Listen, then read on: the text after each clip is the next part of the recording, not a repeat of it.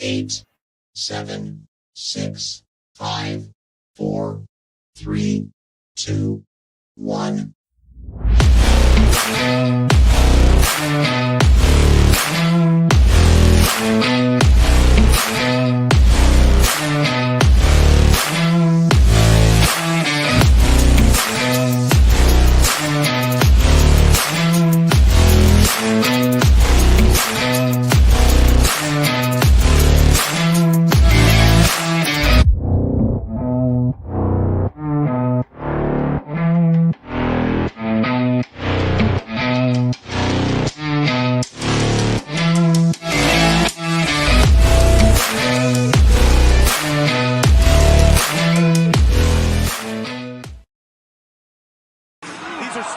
What is good, everyone? Is your boy Politicking Hot alongside my guys, Mr. Joey Woods, Mr. Rich Michaels, Mr. Moyo Fit, Chris Wilson. We are Still Steps coming to you live on a cool, rainy Friday evening, making our debut on all AATSN Sports Network.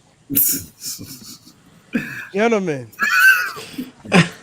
Goodness gracious. We'll just go from here on out. We'll just AAT Sports. That's what they go by. AAT Sports. That's what we'll call it. Sorry, I just had a text message that just came through that just like really threw me off. That's why I'm like, really at the right time, you want to send a text message right when we're live? Like, thank you, viewer member. So, but anyway, we are broadcasting live from All Authentic Talk Sports Network. Shout out to Brother Jeff for welcoming us on the platform. We greatly appreciate it. Joining the network. Pretty cool, different type of shows on the network, such as with the Eagles talk. Sorry, Rich, no New York, talk on okay, this. No New York's here. Okay, I got it. I'll shut up. But yeah, for those who are new to the show, we greatly appreciate you, joining us this evening, and we hope that you stick around and join us in talking that turnbuckle talk. So, gentlemen, we definitely got a lot to talk about this evening. Definitely about the AEW Full Gear pay-per-view going down in Jersey. Honestly, it's a lot of pro wrestling going down in the Garden State this weekend, so we're definitely going to have to talk about that, along with GCW weekend. And we got wrestling going on as we speak on the arrival that's going down in East Rutherford, taking place right now on YouTube. So before we jump into all of the events taking place this weekend, we definitely got to talk about what just transpired on SmackDown this evening.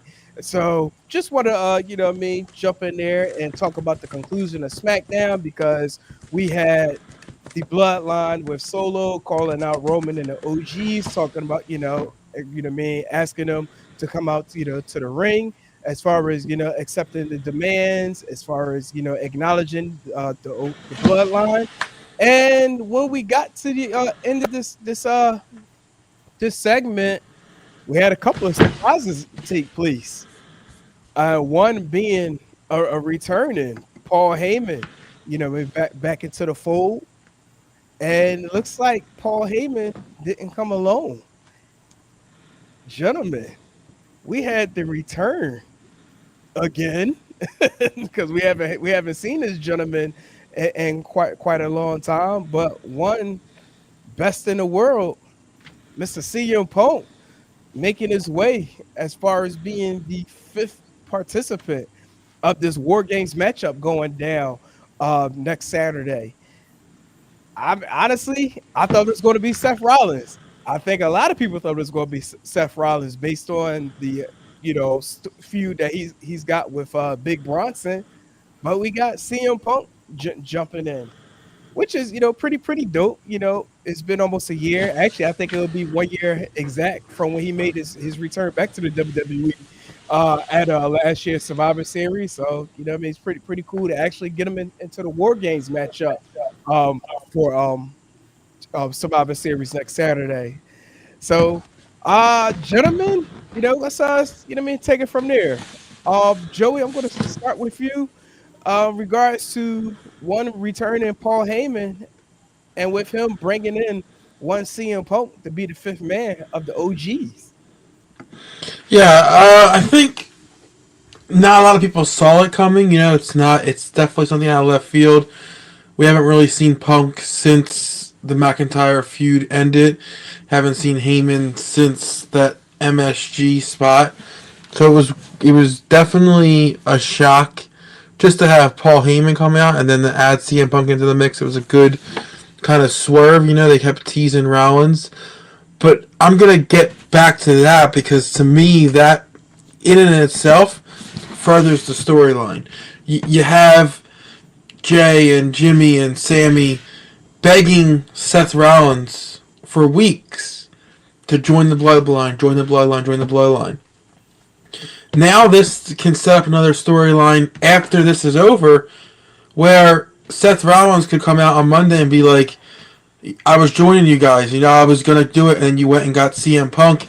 It furthers a Seth Rollins and CM Punk storyline without even them two even interacting at all. So I love it from all sides of the angle. You can look at it here with Heyman and the Paul Heyman guy and CM Punk.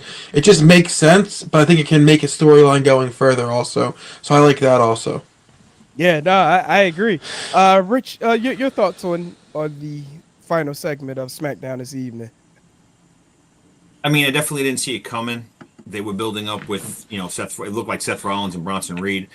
I don't know, but I look at Bronson Reed and he fits that, bloodline, right? Whereas CM Punk doesn't. There's no history there. There's no nothing. I know that there's history with Paul Heyman, but I don't know. I would have liked to see Seth Rollins. I get what Joey's saying as far as setting up something, and I think looking down the road, that's probably what they're going to do. But I don't know.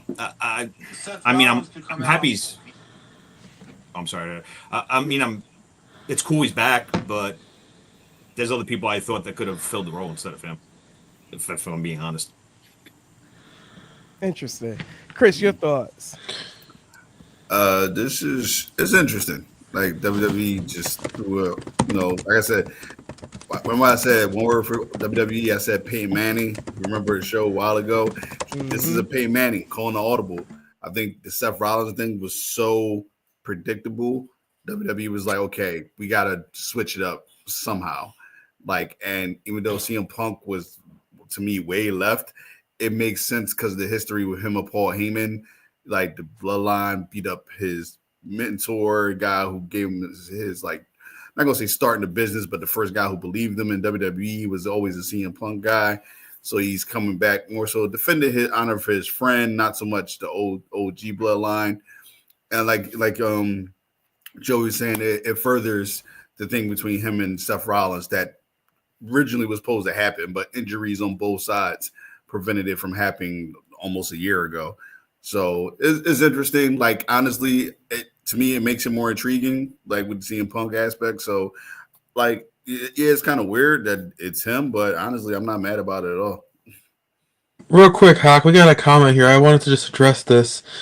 Said my thoughts should have been The Rock. Unfortunately, from what we've seen over this past week, The Rock is currently, I believe, in Hawaii filming Moana right now.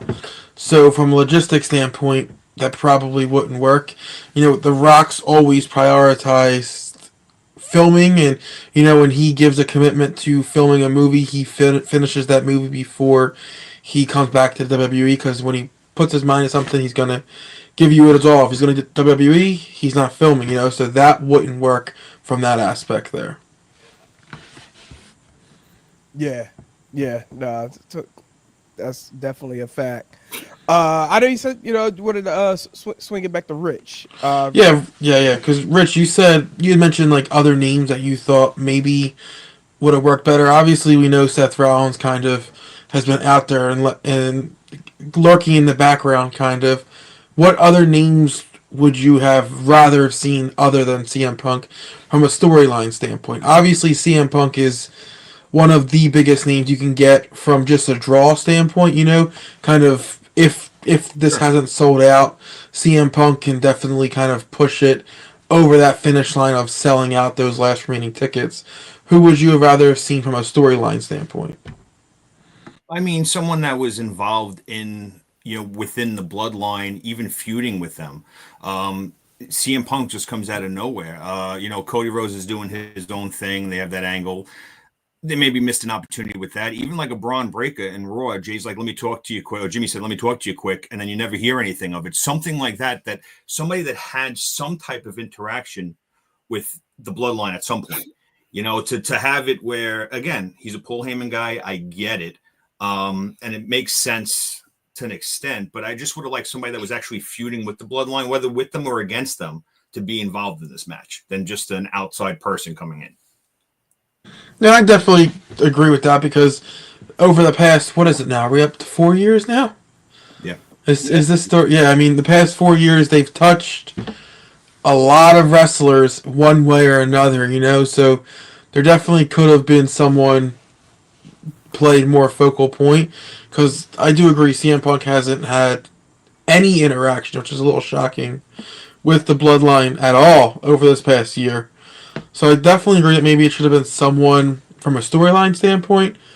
But, it's always business first here. And whatever they can do to sell the most merch, sell the most tickets, they're going to do. I have some concern. Oh, go ahead, Rich. No, I was just going to say, Joe, I get it. From as far as name-wise, value-wise to the match, I get it. I get why they went with CM Punk. Just from a storyline perspective, it just, there could have been other people.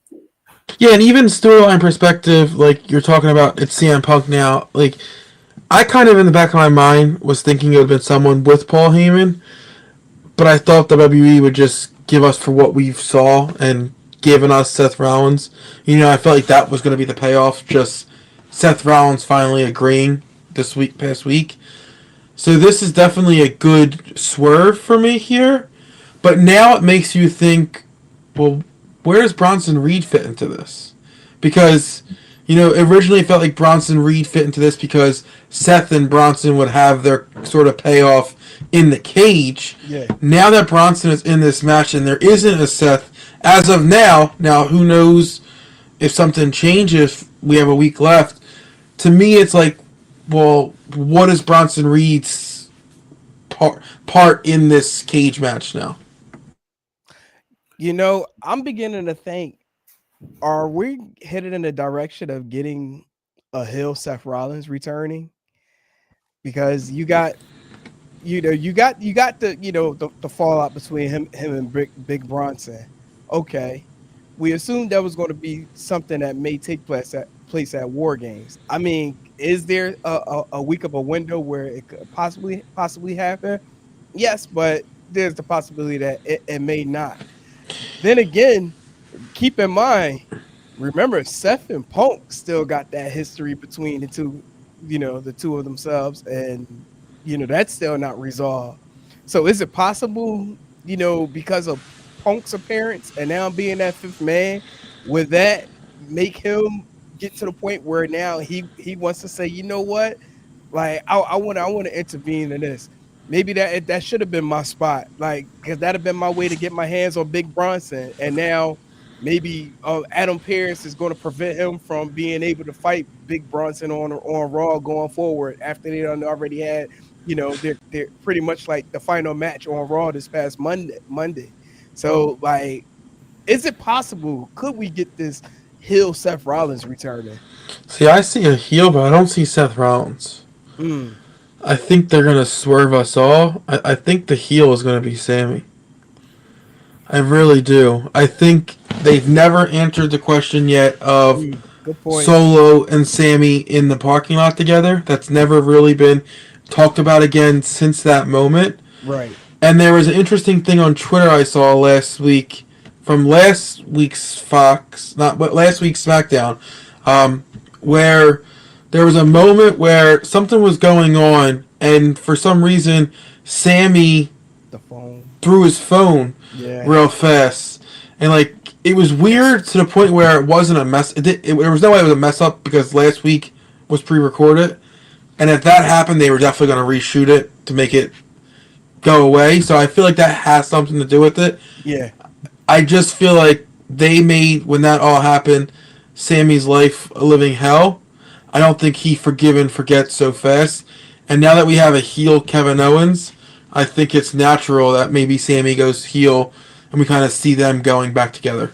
You know what? That's also a very good point. And also where I have some concerns. Before I get to my concerns, let's get to a couple of these comments here. Punk loves Heyman and Solo's bloodline beat him up. Also, Punk knows this is gonna make Seth flip out. That's what I got that thought too. I mean, appreciate that comment. And he also says Roman still hasn't apologized. And we also got brother Jeff checking in saying Sammy can't be trusted. LOL.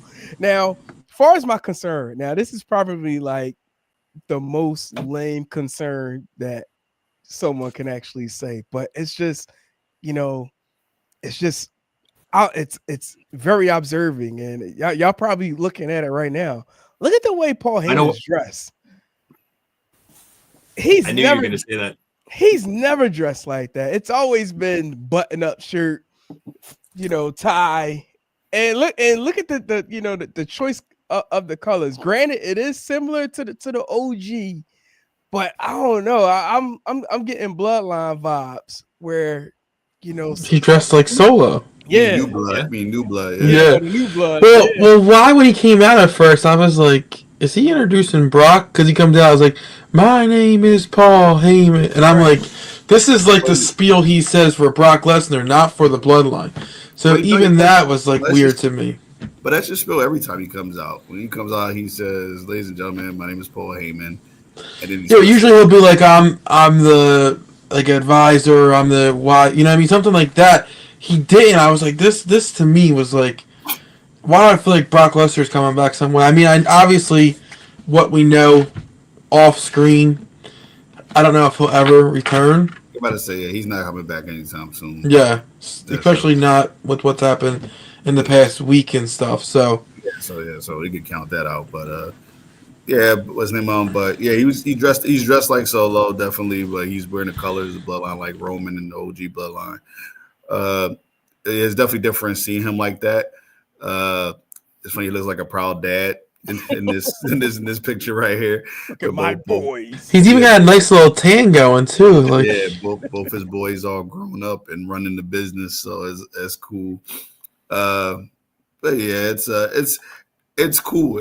I'm glad. So the writing's done so well. It's where it's so many different scenarios and possible swerves and outcomes that could come after this match. So this is just good writing. Like, through all in all, this is really, really good writing because, like I said, we didn't see it coming. Now it's like, oh wow, that's how wrestling, at least the wrestling I grew up on, how it always was. It was always that what if factor and holy shit factor because we never knew what was going to happen next.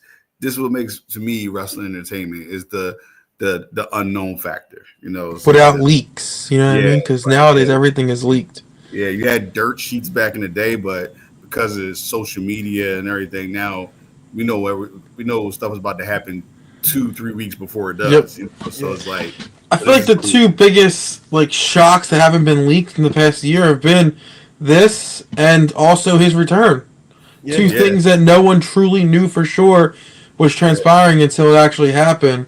Which maybe it's him kind of keeping his mouth shut or kind of keeping his circle because we know he kind of has a tight circle where he doesn't really let anyone in or out. But yeah, definitely agree with you that there isn't any more of that shock factor in wrestling. Yeah, CM Punk is a true. I mean, people can talk whatever they want about him because trust me, I'm not the biggest CM Punk fan at all, but he is a true wrestling fan. Yep. So he believes in the kayfabe stuff. He believes in the character.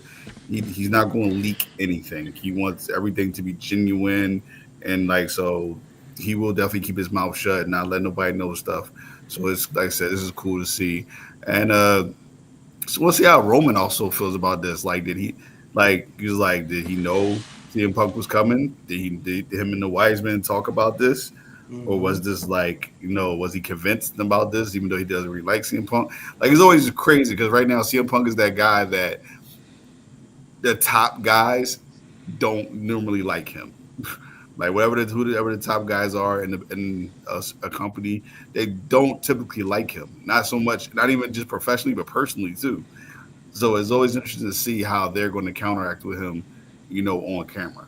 So not to go left. Are we getting a new roster shake up soon? Because I mean, I would say they're probably going to hold off until.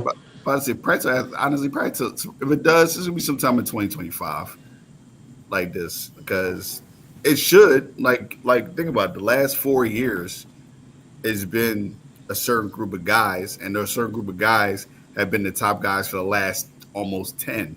yeah, So it's time for a shift eventually. Like figures been Seth, Roman, Usos, Sammy, right. Kevin Owens. But But when you say roster shakeup, do you mean like the placement of the roster or the level that these wrestlers are at in terms of mid carder and main eventer?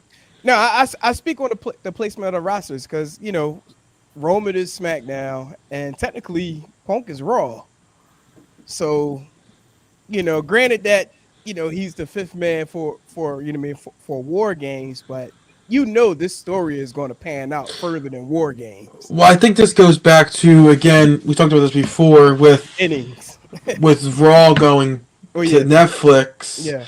I think, remember we talked about this before, we were interested to see how USA would kind of get involved in terms of making SmackDown look like the stronger brand heading into that split, so that when Raw finally leaves USA and goes to Netflix, the fans stick with SmackDown a little more than they stick with USA. And I think we're seeing that now where all the big storylines are kind of happening on SmackDown. I like how you pronounce my guy name here, Chantwich29. He said Punk on SmackDown has to be temporary. I need the Gunther feud. I think Gunther's run. I think Gunther's run ends next weekend. What? Did you see it on Monday night? I did. How easy Damian kind of took Gunther down with a kick, and then he just laid there and didn't get up. I was like, this is really weird. Yeah. I think that's playing into the you're not this boogeyman as you once were type storyline they're doing. But I think Ludwig accidentally calls Gunther, and we see a feud with them, and that turns Gunther face. Because I think that's where they're trying to head is a face Gunther. Yeah, I don't know. Ultimately, I think he will lose the belt before Mania. I know we're going off track here, only because I think they want to do him versus Goldberg soon. So when they do that match, I don't think a title is going to be on the line. Please no. Yeah, Wait, I want to Goldberg. If it's that's going to be his final match. He said it already. He let it slip. Yeah, exactly. So to me, that makes sense. You're going to do his final match against Gunther. I hope to God he puts Gunther over and not beat Goldberg. I don't want to see that shit. No, nobody wants to, but that's you see how they did that. Don't get me started. We already talked about Goldberg, how we feel. Rich is heated. Rich is heated. Yo, we already talked about this. Dude, Goldberg's final match should have been like 8 years ago, all right, dude? Goldberg's final match is when he missed that spear and he banged his head off the post and started leaking. I mean, seriously. Final match, that same match when he lost to the Locker when he banged his head in the locker door. Yeah. The Locker won. That shows you, look, it's over, bro. Like stop it. But I think his final match is going to be against Gunther. I don't think a title is going to be on the line, and hope to God Gunther wins. Yeah, I don't know why. I just feel like the way they've been doing this Gunther and the Ludwig and like that storyline recently, it just screams to me that like Ludwig is on his way to being like this big time heel, and it's gonna be at Gunther's expense where Gunther turns face. Yeah. I see it coming too, but I don't know if it's gonna be next weekend. If it is, cool, whatever. I mean, I guess Damian needs to redeem himself because that title run wasn't that good, to be honest. So so if he gets another run at it and go about a little differently, maybe it brings his stock even a little higher. But once again, we'll see. Yeah, I think the title run will be different now that Damian is on his own, kind of standalone, doesn't have anything else kind of weighing him down. Not saying that Judgment Day weighed him down, but being a single solo title run, I think, would do wonders for him. I might actually be in the minority on this, but I think Ludwig causes Priest to lose that title. We could dive into it, even more next week. Yeah. But I think this could potentially. But even that could turn Gunther face. But I could see it actually going a Ludwig Priest feud. You know what I mean? You know what I mean? Coming out of that, and that way it still keeps Gunther a little bit neutral to maybe push the title run and then fight Goldberg and all of that. Like, I hope not. I hope you don't fight Goldberg. Real quick, I do want to ask one more thing with the Punk. Well, not necessarily Punk, but the comment about 2 years ago with Heyman indicating that like the Bloodline storyline was in like what bottom of the third or the fourth time. Where are we now with that? So right now, what we're in November. Yeah, that was like 2 years ago. So I would say probably like bottom of the sixth. I was about to say top of the sixth. I was going to say middle. Like I was going to say middle six. Yeah, I think because you still gotta see Rock Cody, and then eventually you have to see Roman Rock. And I don't. Yeah, that's why I said top of the sixth because you still got the Rock factor. That's got to happen in so many ways. Because honestly, too, is where you still, whether we want to see this or not, you're still going to have a Roman Solo 1-on-1 match. So that didn't even happen yet. Yeah, I mean Roman for two. There's so many, and then we know. Yeah, Chris, my bad. Yeah, no, I'm saying so. All this is like still. It's crazy to say 4 years later, it's still so much left. So, but look, we just got Lance signed. We know Guerrilla of the Destiny's brother is signed. You got Zilla kind of waiting in the wings down there and stuff. Like this could go on forever. This storyline, realistically, I think goes on as long as Roman has the drive to want to be a wrestler. Yeah. Honestly. He's made a lot of money. So whenever he's ready to hang it up, that's when the story dies. Yeah, this is like my man said in the comments, they have a bunch of kids. So this is gonna be 2042. And our kids is gonna be on here talking about it. Yeah, right. Got more kids than the Waynes. Like there's more. Jacob say he got 7. Yeah. Oh man. Yeah. I remember one time I was at the arena and he was sitting there drinking, and he bumped into me. He was like, "Whoa, you're more solid for a big guy than I was expecting." I was like, "He's like, you working out?" I was like, "Nah." He was like, "Me either. I just pick up those 7 kids all day, every day." I was like, 7 kids? He was like, "I got 7 kids." I was like, "Now I see why you're working all these indie bookings. 7 kids, a lot of mouths to feed." Exactly. Yeah. Hopefully things are better now. Now you get them WWE checks. Yeah, seriously. There's royalties on those shirts and stuff. You know what I mean? Yeah, that's what I'm talking about, Jacob. I love you, Solo. And these paychecks. He cracked me up with that. I love you, Solo. Here's the comment that cracks me up right here.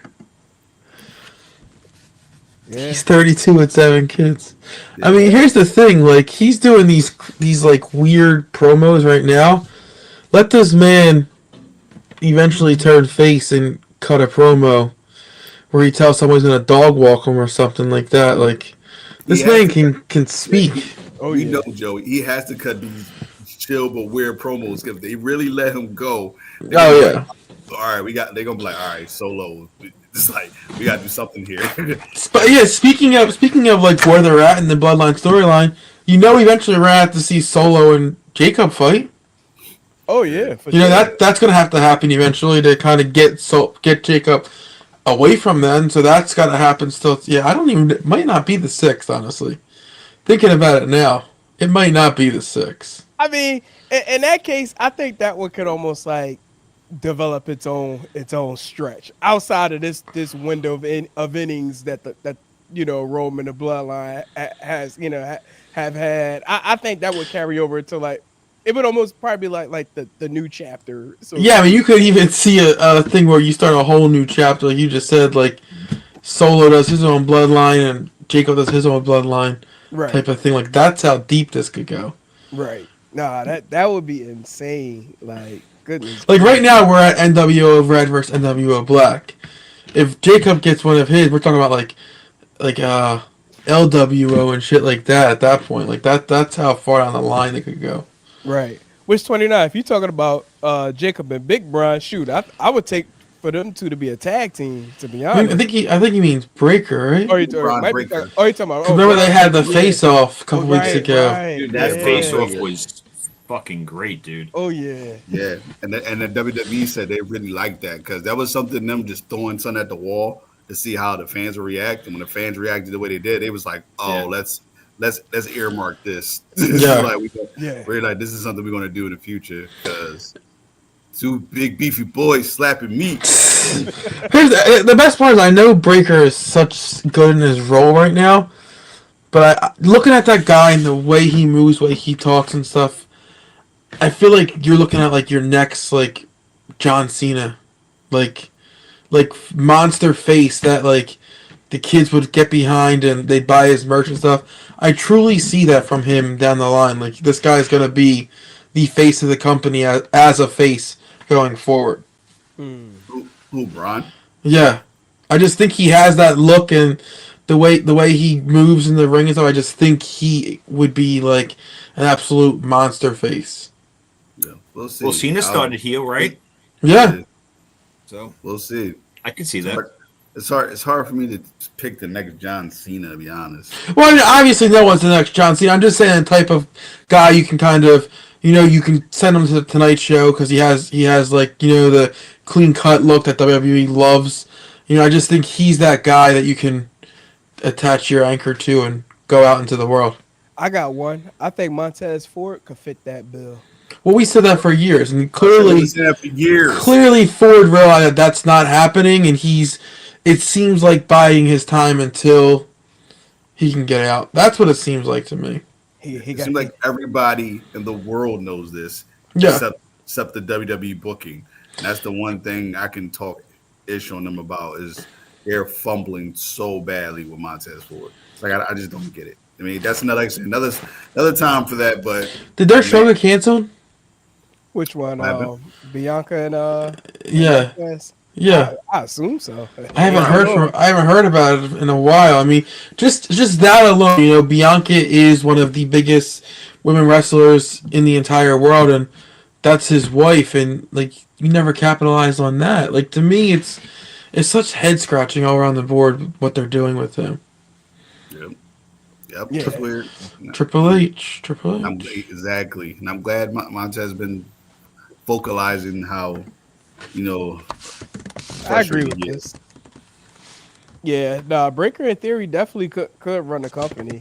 Yo, crazy enough, I'm glad he Theory said would be a crazy baby face. I'm not done on Austin Theory. I think he still has he can be a real top big draw if they just got to book him right, man. Yeah. We're not going there, Joe. we ain't going there. Uh-huh. Listen, it was spoken from the mouth. Yeah, I know. Same person shaking hands. It was said.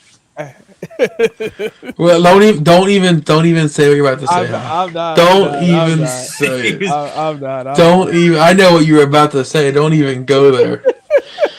It's too close. So we need some time still. I got you. Yeah, we'll All right. reel that one back. You know what? All right. I won't say no more. Next on the docket. Next on the Yeah, docket. yeah. Next, let's get a GCW. Not even the recent. We all know where you were players, going though. Not even at the recent. Well, we can't talk about one thing. One thing before we move on to a different promotion.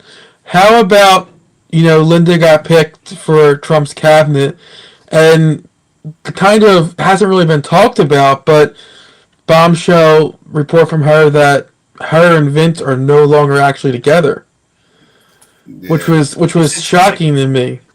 2006, I think. It's a rumblings that they've been apart.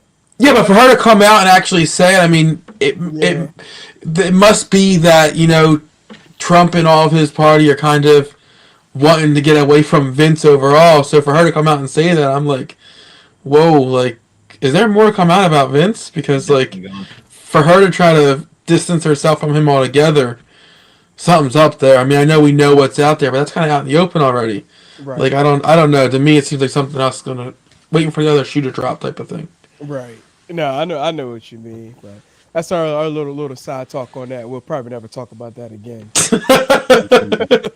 So, anyways, controversy sells. This is true. In the words of him, it's such good shit. So, but I'm trying to see if he's in this picture. It's not, the puppet's not in this picture. No. But this weekend again, we got a ton of pro wrestling taking place in New Jersey. Starting out tomorrow, tomorrow afternoon. GC. Well, actually, tomorrow morning, Hawk. Is it tomorrow morning? So the show's tomorrow afternoon, but tomorrow morning, I believe at 10 a.m., they're having a wrestling festival at the American Dream Mall. Oh, really? Like JBL's gonna be there, Kurt Angle, Mick Foley, and a whole bunch of vendors and stuff like that. And I'm probably forgetting some of the bigger names, but it's free. It's free to the fans and stuff. So yeah, good call. I actually did see that advertisement. I meant to pull that. Yeah, that's definitely going on before the GCW Dream On event that's taking place at the what's the name of that mall again? Was it the American Dream? American Dream. Yeah. There we go. Did you see pictures of the ring setup? It's pretty crazy. It's like in the dead center of the mall. Yeah. It'd be cool if Bath and Body Works was literally right there. Be like, hey, go in there. I'm gonna watch some wrestling. Yeah, but that's what I was wondering. Like what you just said. Like, obviously they have barricades up and they have like ropes up and they have seats up and stuff. Yeah. But what's stopping some random person walking by not just stopping and watching the wrestling? Oh, it's gonna be plenty of them. that's gonna do it or attempt it. If you're a fan who bought general admission tickets and are standing with the people just walking by, do you feel some type of way? You know, like I just paid $38 to stand here, and Joe Schmo's walking around shopping can stop and watch wrestling for free. Yeah, I would. Honestly. Man, if you pay and you can't see, then I'm probably throwing a fit. Yeah. I'm really interested to see tomorrow how they do this. You know, like separate the fans who paid versus the fans just trying to shop. You know, because it's not like it's 7 o'clock at night when the mall's starting to close and the only people there are the fans. It's 2 o'clock in the afternoon. They gotta have security or somebody, I would think, separating and telling them to keep moving. But this is legit. But it's legit in the dead center. Have you been to this? You've been to this mall before, Rich? Right? I have, and I haven't seen the setup, but I'm picturing. So it's in the dead center, like right near where like that big opening is, where all the escalators take you up and down. It's like in the direct center. So I don't know how they can tell people to keep moving. People. Yeah, like how you can tell people to keep it moving? Like no, it's the mall. It's in the mall in a direct spot where it typically is for people to chill and like unwind a little bit while they're at the mall. Like that's where they're at. You know what I mean? So I don't know how they're gonna do it. If I can try to pull up a picture real fast. Man, if I could be on the second floor right next to Cinnabon and watch pro wrestling, I'm good. Like I'm good. Like don't worry about me. That mall is freaking huge. Mall's insane. I still have yet to go there. You could not even exaggerating. You could put all of King of Prussia Mall inside this mall. I believe it. Can we see that? Not really. Not really. I mean, I could. I've seen it. I can see it. But let me turn off my settings real fast. Yeah, I was about to blow it up on here. Go ahead. Yeah, sorry. I'm gonna download it now. But yeah, looking at the car while you're doing that, I mean, you know, fans I guess this is GCW's hope, you know, because for so long we talked about how the last Hammerstein show, it felt like GCW was on an upward trajectory. The Hammerstein show did not turn out like they expected, and it felt like they kind of lost steam and was kind of on a downward trend since then. So I'm guessing from like a fan standpoint, GCW's hoping that you'll get some random Joe Schmo walking by, see the action, and what's that, and get new fans that way, Right. maybe. But I'm hoping, because I mean, you see some of these names like Santana Jackson. The average fan walks by and sees Michael Jackson in the ring wrestling, they're gonna stop and take notice. You know what I mean? Like Yeah. Matt Cardona. The average fan walks by and sees Zack Ryder wrestling in the ring, they might stop and watch for a second. So Yeah. they did a good job with the card here. Of every match, I feel like has one way or another to draw the fans in. So. No, I totally agree. I got the ring too. I'm about to pull it up real quick. Yeah, so look where that's at. Yeah. Like, how are you stopping people? Oh yeah, that's like right can't. there. You can't stop people right there. So it'll be interesting to see. It's gonna be cool. It's definitely gonna be a cool setup. Yeah, I was trying to nearby, but like, yeah, go into that store. I'll be right here. Just say I could just go on the second level and watch it. Seriously, Well, they sold all them. They sold second level and third level tickets. Yeah. Oh, really? So second level and third level are they the way they worded the ticket sales was second and third level. They were like VIP boxes. So I suspect they're probably going to try to lock down that side of the mall. About to say, yeah, they got to. A lot of people are going to walk through there. Honestly. Yeah, but if you're one of those stores, I'd be ticked off. Oh yeah, definitely. On a Saturday afternoon, a week before Black Friday, and you're closing down my section for GCW wrestling. That's going to be an issue. So I don't think they are going to lock it down. I think it's going to be open and fans are going to walk by. Right. Yeah. Nah. That would be crazy. Like if they do lock it down, unless they pay them stores, but I doubt it. I was going to say they get a cut. Right. But look, let me get a piece. Shoot. But yeah, no. If anything, they probably got to have some sort of like security path where like if people are walking by, they got to keep walking or have to pay. Yeah, what's your thought? Let me ask you guys a question real fast about this. This is a huge show for them. Location and, the coverage that they'll get from, I mean, how even Ariel Helwani was talking about them today on Twitter. It's actually where I got the photo from. Oh, really? Yeah. But, like, what's your guys' thoughts on this show being so close to the Hammerstein show? I mean, 2 months difference. I think they're snake bitten a little bit because, obviously the Hammerstein is going to be their biggest show. So you don't really want to start new storylines before then, but at the same time you need to kind of fill this card. I think they snake bit themselves a little bit by booking these shows so close. Not necessarily. I think maybe like, what was it, 2, 4, 6, 8? Out of the 8, maybe 3 matches that probably legit could be on the Hammerstein show, or maybe for a future show at a different location. I think with But I'm not saying the matches are bad, Hawk. Right. What I'm saying is, like, overall, I just feel like some of these matches didn't really have much build for the size of this show. Typically GC. This is a throwaway. Yeah, but that's what I'm saying. Like, typically GCW, when they have big events like this, they do. I know indies a lot of times it's just a random card thrown together. Right. That's what sets GCW apart. Is even as an independent promotion, they do a great job of building up the bigger events to mean something. And this, to me, is one of their bigger events for location-wise. And outside of Effie and Mance, I'm not really sure a lot of these other matches have rhyme or reason. No, they don't. Like none of them do. But again, it speaks for the environment that's going to take place for the day. You got special guests, Kurt Angle, Mick Foley being in attendance. You got legend Ricky Morton. You know what I mean? Like, part of the card. So you got your your laugh. I won't say laughter. You have your entertainment. You have your wrestling. Like you were saying, as far as like those that were actually picked on this card, you could tell they were definitely strategically picked for the card.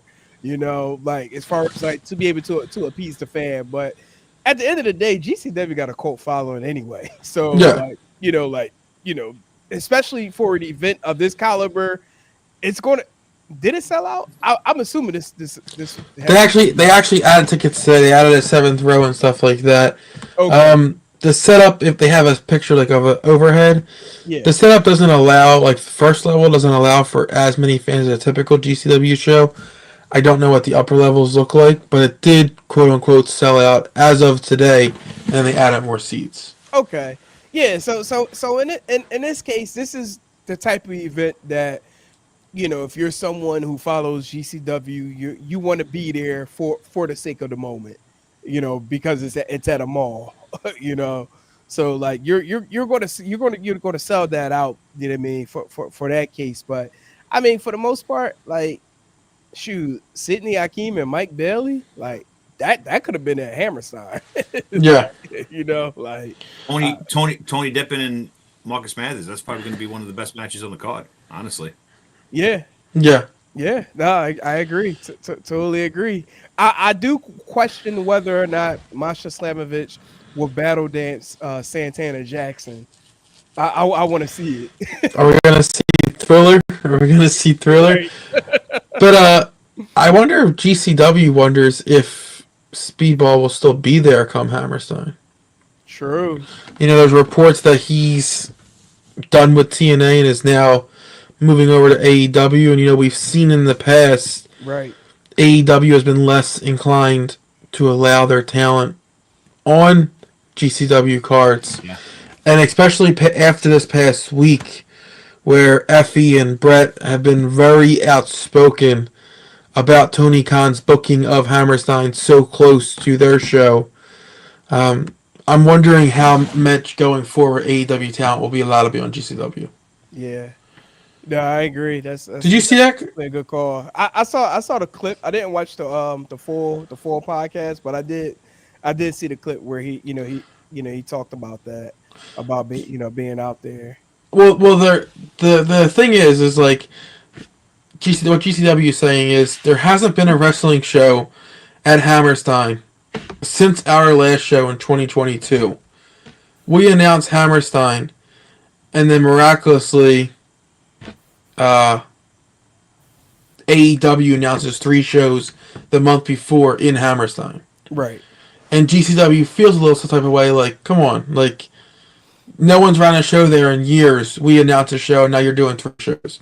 Yeah. Like, it's oversaturating the market a little bit in a market that's already expensive as shit to run as it is. Yeah. So to me, I see their beef a little bit. It's like, why? Why are you doing it now? The timing just feels off. Yeah. Kind of similar to one Battleground gripe with NXT running around, you know what I mean, around that time at the building. Or Battlegrounds gripe when they kicked Cardona out of the arena, and the next week he showed up to MLW. Yeah. That's actually a classic moment. Yeah. So. And then spoken from Cardona's mouth, they should have paid me more to stay away. Yeah. That's what we heard. Yeah. But shout out to Battleground. Shout out to Tim, everybody there. Yeah. No, for sure. He's killing it. Yeah. Got a huge card coming up. Yes, sir. So yeah, so if anybody in the East Rutherford area want to check out this Dream On event, definitely going down at the American Dream Mall Saturday, 2 p.m. If you're not able to attend, you can check it out at Triller TV Plus. And on Sunday, we have the Josh Barnett Bloodsport 12. I ain't gonna hold you. This card is actually pretty fire. Yeah. I was like, damn, I kind of want to go. Yeah. Like this joint right here, it's probably already sold out, ain't it? I don't even know. I haven't even checked tickets for this just because I knew I had something to do that day, and I didn't want to piss myself off with seeing tickets still available. I got you. Like, damn it, I want to be there. But no, like, honestly, I saw the full card for the first time today.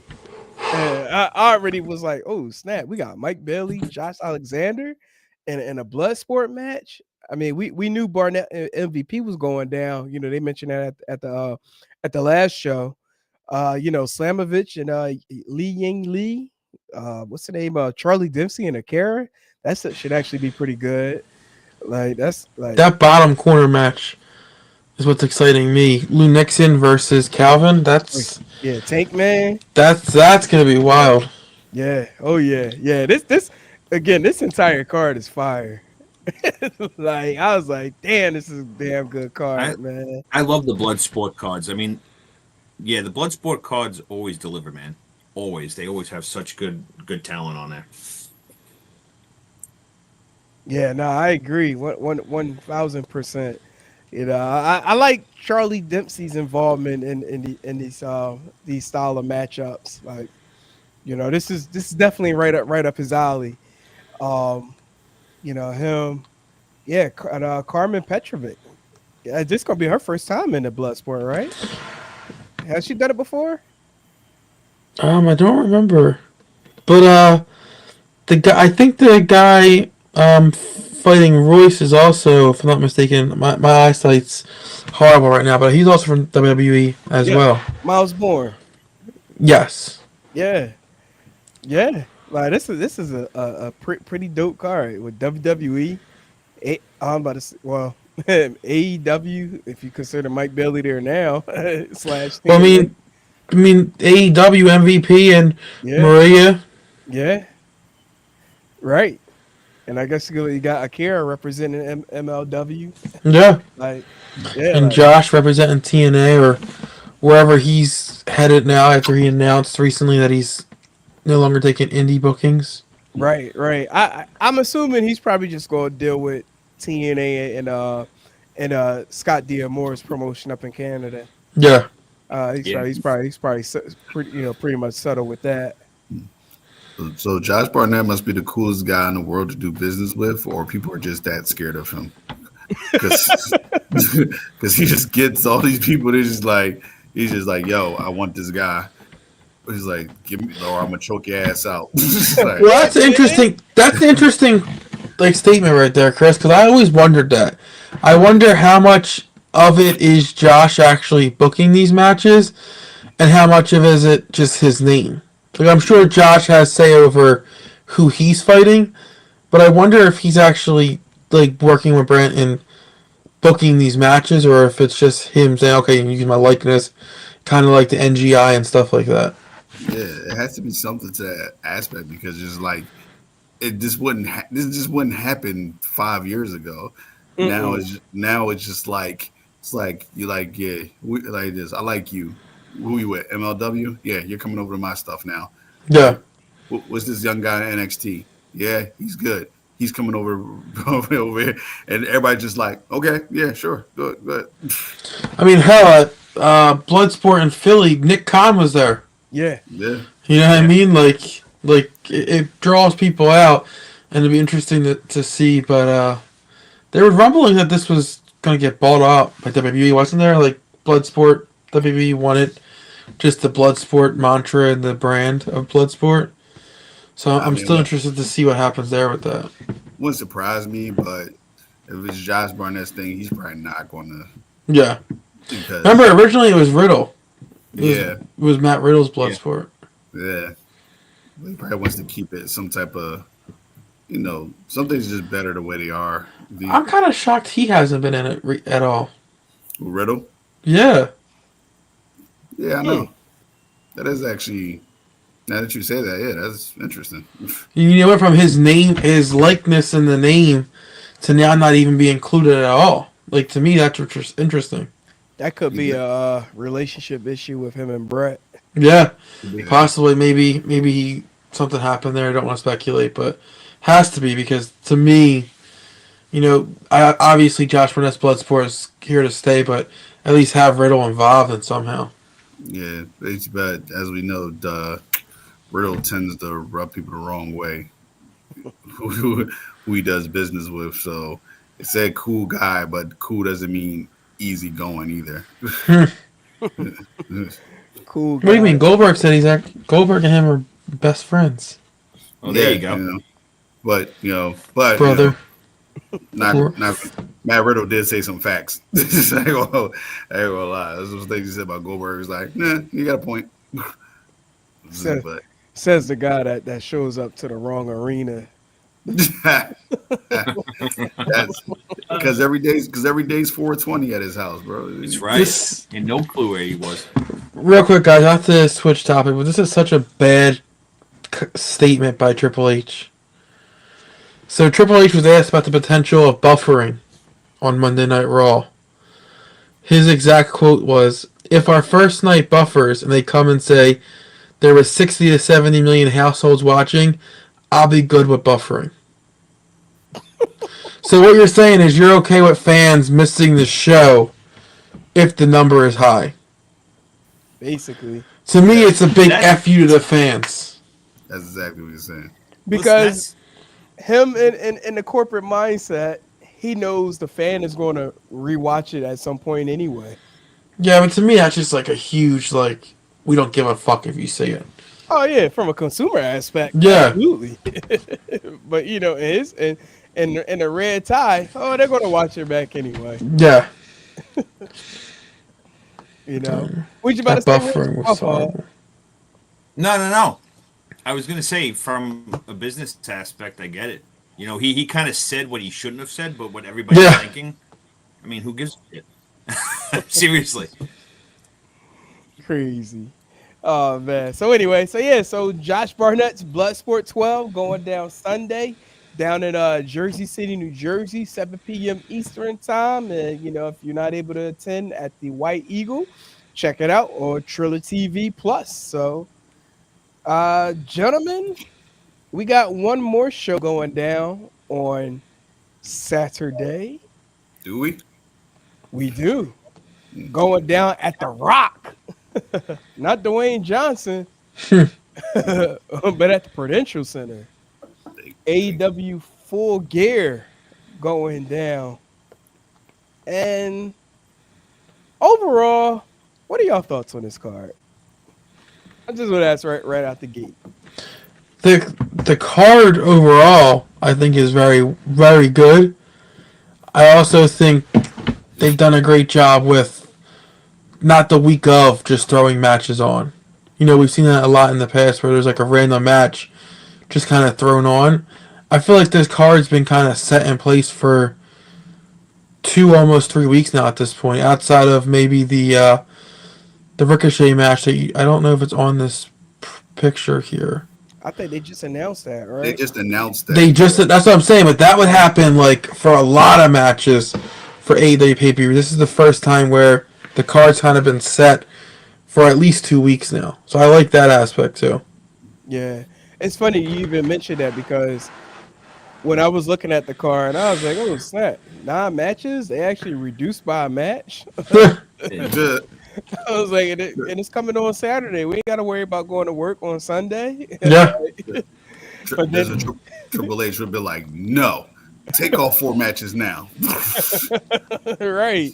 But then I saw the was that Takeshita and Ricochet match being announced. I was like, oh, back to 10. Which is wild because that could be like the match that was thrown together last could be the best match of the entire night. Right. No, I agree. I like the card. However, I probably could do without Jay White, Hangman. I don't know. For some reason, I just feel like that match is just not strong for me to actually be on this pay-per-view. Triple H would have been like, yeah, that's a Raw match. I think it's a filler match. Not saying either one of these guys are filler talent, but I think it's a match that they'll use to break up 2 of the bigger matches. Like maybe it'll be in between the Ospreay and Fletcher and Cassidy and Omega match, something like that, where you don't want to say bathroom break matches, but it's a match that kind of lets fans regain their composure to get back up for the next match because it happens. The fans get so high that they need to kind of come down a little bit. Right. No, I got you.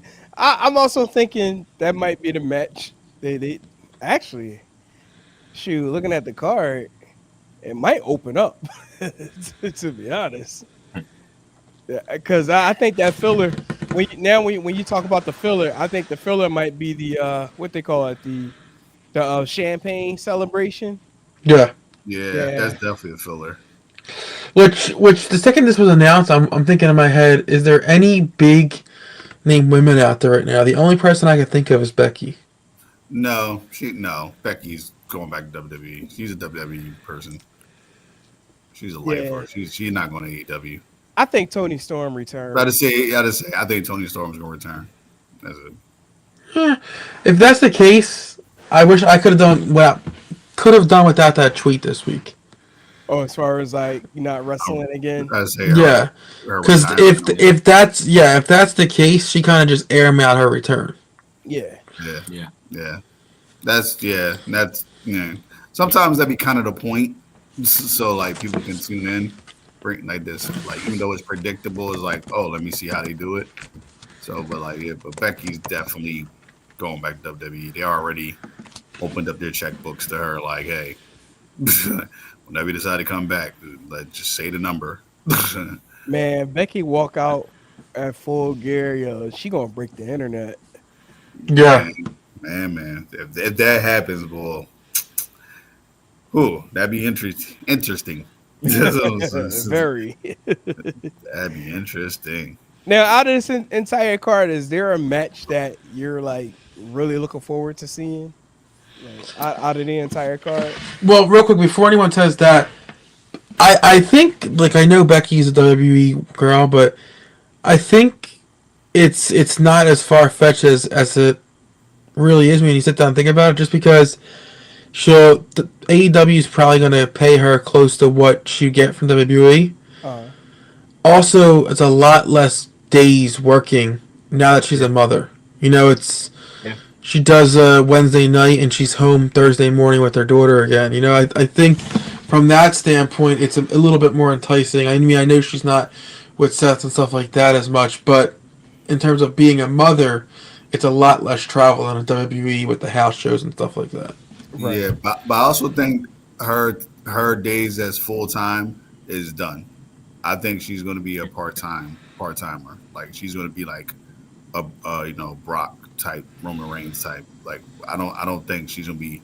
We're going to see her every Raw and all that. Like I really don't. I think she's at that point where she's done every single thing she can do in this business.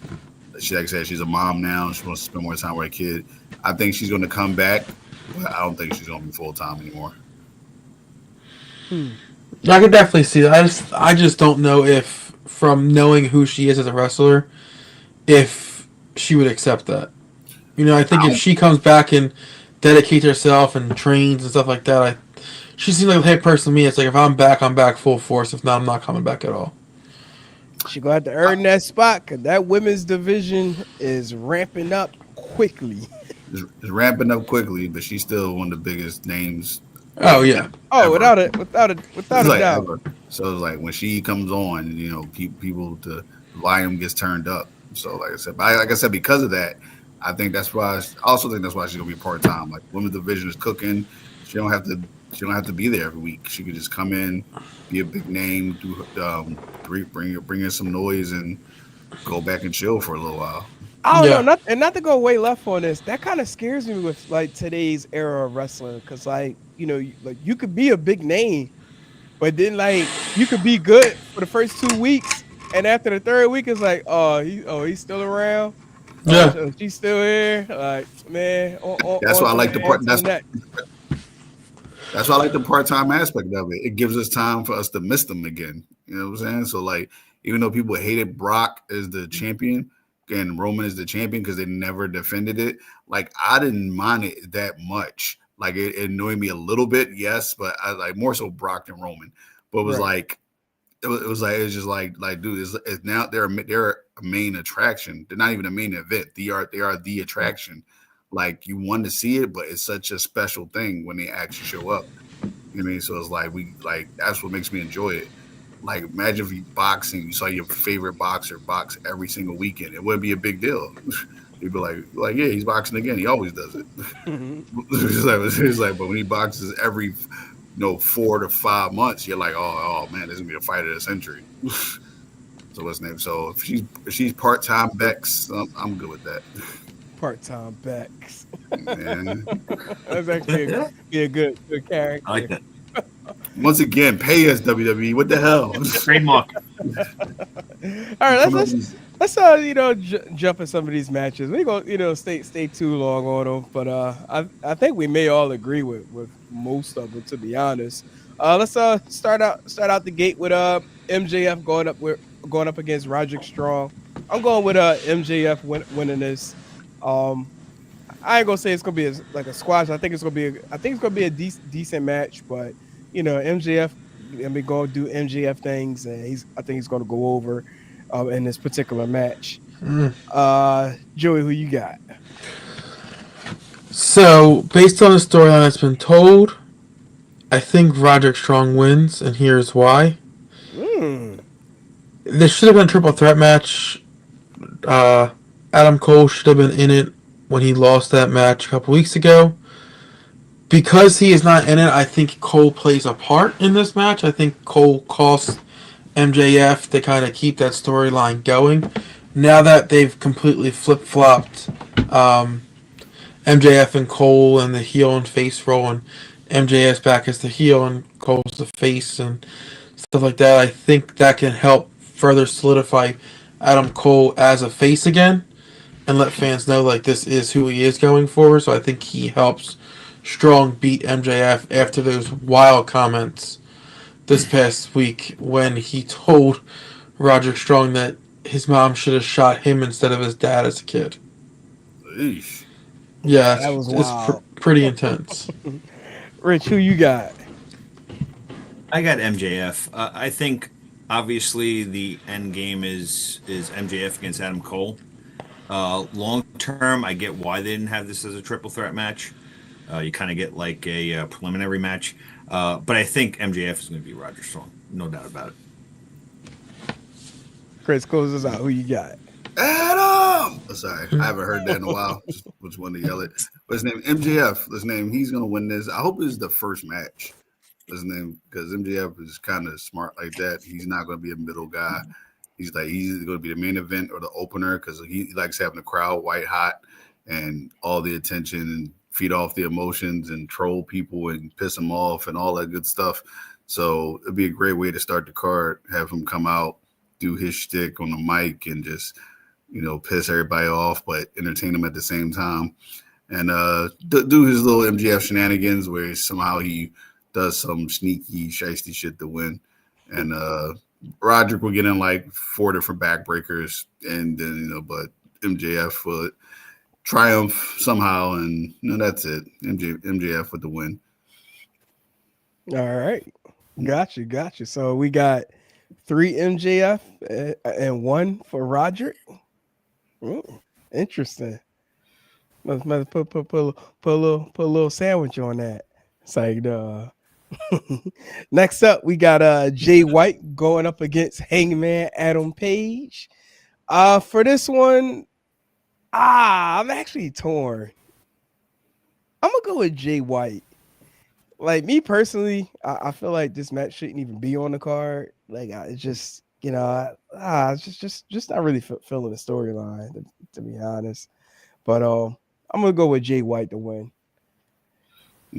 Chris, who you got? I'm actually going with Hangman on this one. Hangman needs to win. Like this Jay White has been like dominating this freaking feud or storyline, whatever. So Hangman needs to win. He needs to get a string of wins. They need to really start pushing him if they want him to be like he just had that great feud with Swerve, all the shenanigans with that, and they're good. Like I said, him and Swerve just get each other. But like you put him into this feud with Jay White, and it's been meh. So he needs to win. He needs to win, and he needs to run off a string of wins after that to build him back up. I mean, especially since he's on his own, all his boys are gone. Like, have him be that run where he became a world champion. I ain't saying this run leads to a world title or even a world title shot, but just so he's a legitimate player again in that organization. Because it's like he was one of the top baby faces when he first started. Now it's kind of like he's just he's there, but he's just not making no big noise. So, so I'm gonna go with Hangman on this one. I was torn too, but I'm gonna go with Hangman on this one. Rich, who you got? I got Hangman and Adam Page too. So let me ask you a question. They wrestled at Wrestle Dream, correct? Yes. And Jay White won, right? Yeah. This feud's going to continue. Page is going to win, and it's going to set up the rubber match. I think Adam Page is going to win it. Just for that reason alone. Got you. Joey, who you got? Well, I was about to say. Here you go. Sorry, I was picking something up. If I'm not, was the last pay-per-view, was that the Wild Hangman Swerve? Yes. Yeah. Okay. I'm gonna go with Hangman here then, because I feel like they're slowly building him back up to what he once was, and I think they're unfortunately using Jay White to kind of help further him up that ladder. Got you. All right, so everybody rolling with the Hangman. I'm going with Jay White. I think he's gonna go 2-0 in the series. So, all right, we can put a sandwich on that. Next up, we got, which I believe will probably be the match of the night, Will Ospreay going up against Mr. RKO. Oh, I'm sorry, Kyle Fletcher. Come on, everybody see Randy Orton do that. Oh yeah. Am I wrong? Like, that definitely saw. It's funny. Like everybody talked about it this week about Fletcher looking like Randy Orton. But in this particular match, I'm actually going to go with the upset. I'm going with Kyle Fletcher to defeat Will Ospreay. Rich, who you got? I agree with you. I think Fletcher's going to win. I think the easy pick is Ospreay, but what about Don Callis and the family and everybody coming out and continuing this feud a little bit longer? If you want to do that, I think you have to have Fletcher win here. You know what? I'm going to add to what you just said. I'm going to say Kyle Fletcher wins clean. No. Oh, okay. Yep. Kyle Fletcher wins because Mark Davis joins the family. Joins the family. Ah, man, you know what? You probably right. Damn it, I totally forgot about Mark Davis. And wait, who hit him? Because he got blindsided by Ospreay on Wednesday, right? If I'm not mistaken. By accident, yeah. By accident, yeah. God damn it! Well, yeah, you had to bring that up. I felt confident with Fletcher winning clean, but yeah, no. You know what? I definitely see Mark Davis making. Like he'll come down and even. What'll happen is ref will go out. Don Callis' family comes down, starts beating Ospreay up. Yeah. Davis will clear the ring, and then right when they're about to hug or something, he'll beat the shit out of Ospreay. I definitely see that. Ah, man. So, but then here's the question I have for you guys. That'll obviously lead to Davis and Fletcher versus Ospreay and somebody. Who's that somebody? Yeah, that's a good call. That's that definitely a good call. As a matter of fact, who were all in that four-way match on Wednesday? Ricochet, Hobbs, Ospreay, and it'd probably be Hobbs to help. I was going to say Hobbs. I could see Hobbs. Yeah. Probably Hobbs. That's name. And real quick, I'm joining in on this. I'm definitely going with Fletcher on this one. He's not winning clean. It's just not. You got to protect the Ospreay. Well, you you got to protect him like this. So this is the way to protect him to continue the storyline. Like I said, Ospreay gets some help because he's going to go against the whole family. So, yeah, Fletcher's definitely winning this one, which is good. Like, honestly, this is good. Like he's amazing in ring talent. This is definitely to me going to be match of the night. This is going to be. It seems like whoever who are legit friends outside of wrestling is like they kick the shit out of each other inside the wrestling ring. So, which I love is like, you know what? I don't care if we're cool, bruv. Let's just get in there and smack the piss out of you. Like, cool, let's go. So I like it. I like it. Got you. And Joe, you got Fletcher too, right? You said, yeah, Yes. got you. All right, so sweep. Everybody got the sweep on Fletcher. All right, cool. Next up, we got the AEW World Tag Team Championship four-way with Private Party defending the titles against the Acclaim versus the Outrunners versus Kings of the Black Throne. Um, hmm. I'm gonna go with Private Party to retain. Like Okay. as much as I would like to lean towards Kings of the Black Throne. I think it might be too soon for a Private Party to lose the title. So, Yeah. yeah. I'll jump in on this real quick. Yeah, I'm going with Private Party as well. I think you would like to say, yeah, it's too soon for them to lose the titles. I think the AEW might be on a little bit of a youth movement. Like I said, they're trying to change some things up. Yeah. So what better way to keep the titles on them? The Bucks are away. FTR, when they come back, I believe they're gonna come back as heels. What's the name? The Acclaimed, I think, are on the verge of splitting. Oh yeah. Like, yeah, I mean, so it's like, so that's definitely not them winning the titles. They're definitely showing that they're on the verge of splitting soon. Not gonna lie, I would love for the Outrunners to win. I love them too. I love those guys, but I think Private Party is definitely gonna regain this. Gotcha. Rich, real quick, who you got? Private Party. Just like you guys said, I don't see them losing the title so quickly, especially after a big deal of them beating the Young Bucks. I just, I don't see them losing it quickly. So I think it's going to be a good match, crazy, chaotic, but Private Party's going to win it. Gotcha. And Joey, closing us out, who you got? Yeah, I think Private Party win just for the longevity of what they've held it so far for. But I also don't think that if Private Party lost, it would hurt them too much, just because, for them it was all about finally getting that win over the Young Bucks after the initial tournament that started all those years ago, where they started off the tournament upsetting the Young Bucks. They haven't really been able to win since then. And I feel like that's what it meant more than actually winning the belts.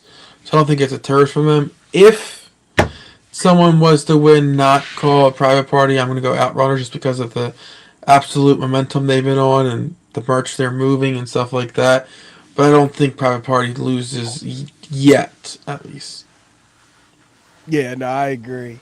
Buy the merch. Say no. All right, next up we have the TNT Championship match with Jack Perry defending the title against Daniel Garcia.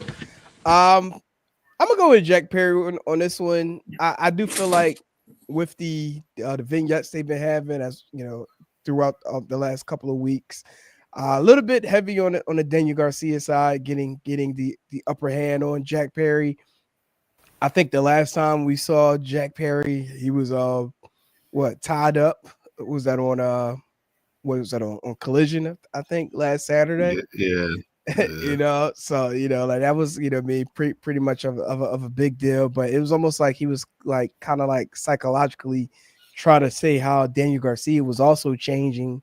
So I'm assuming we're probably going to like see this new attitude out of Daniel Garcia coming out of this feud. But I got Jack Perry to retain the TNT Championship. Joey, who you got? I think Daniel Garcia finally does it. I think the past couple of months, the run he's been on has been impressive, and I think they finally capitalize on it here with him winning the belt. Okay. Got 1-1 here. Chris, who you got? I got Garcia, and mine's is very biased and personal just because Jack Perry cannot stand him. Hate his character, hate his hair, I hate everything about him. He annoys the shit out of me. Like, just get him out of here. The best thing he ever said was "Real Glass, Cry Me a River." After that, it's just like boo, boo, boo, boo, boo. This man. Is that really the best thing he said though? Because now he's the fourth match on the card, and CM Punk in the same night just got announced for the main event of Survivor Series against added into the biggest storyline of the past 30 years. That's what I said. That's the best thing he said. That's the best thing he's done. Like I said, it's just I'm just not into the character. I'm not buying into it. It's like it's borderline Ravenish, but it's not coming off as Ravenish. It's like is I don't know what he's trying to do here. Like I don't get it. And like Garcia's like he's not white hot, but it's just the most talked about and most intrigued people have been on him.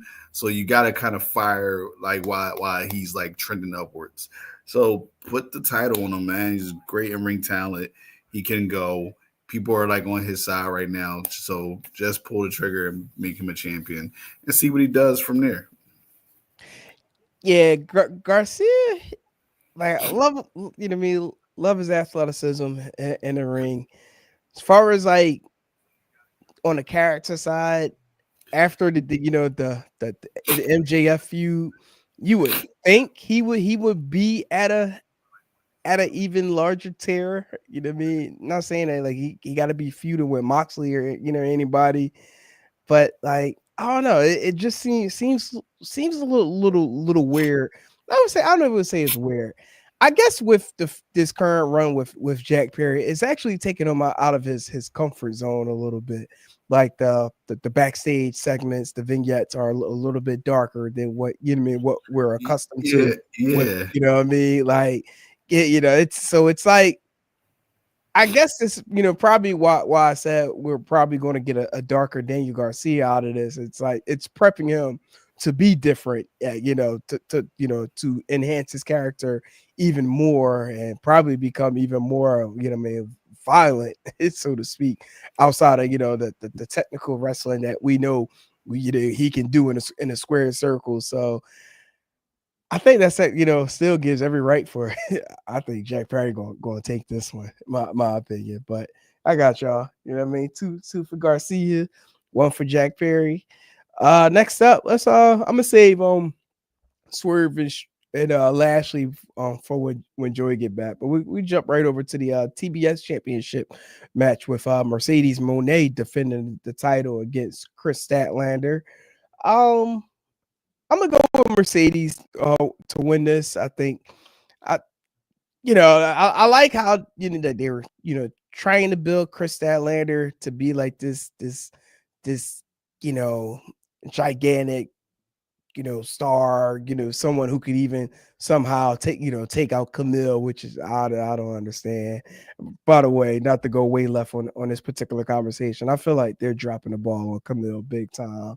Like she's former NWA Women's Champion, like former AAA champion. Like I just don't, I don't see why they're fumbling her the way that they are. But I think in this particular match, though, I think Mercedes is going to get the win. You know what I mean, with the help of Mercedes. I'm sorry, with the help of Camille. Somehow. So I got Mercedes retaining the TBS championship. Who you got? Yeah, I got Mercedes too, but this run has been sucked. It's like it's been pretty bad. It's been awful. I'm sorry. And Mercedes is one of my favorite female wrestlers of all time, let alone right now. But her everything since she's been in AEW has been so lackluster. Like, I don't know what it is, how the way the story's been writing. Like, even her matches haven't been that great. Yeah. And she's so damn good. But it's just like, I don't know if her matches haven't been great because the storylines have been shitty. So she's not really giving her all like she could. Like, she's giving her all as far as the character work. But as far as the in-ring stuff, it's just landing flat. Like, maybe because she missed that boom where people really was buzzing about her a year ago, and she was in the AEW. She was in the audience for the was all out last year. Was it all out? It was all in. All in, yeah. And people were buzzing about her, but she was hurt, so she couldn't capitalize on all that. And so by the time she came, she had that first initial boom, especially because it was in her hometown and she was getting like the love and praise, but is just not have gone well. Like the character, these feuds, it's just not translated well. It's not been intriguing. So, I hope things start to trend differently after this. Like, honestly, I'm gonna pick her, but I wouldn't be mad if they took the belt off her. And like this, like it would be cool if they took the belt off her, and then she starts to think about the Hurt Syndicate. Like then she's like, because of that, because of her losing the belt, because of the disrespect she feels she gets from the audience and blah blah blah. MVP's like, see, that's what I was talking about. People don't really appreciate you for the star you are, but we Right. do. Blah blah blah. So that'd be cool if they went in that direction. I'll pick her for now, but once again, I wouldn't be mad if she lost.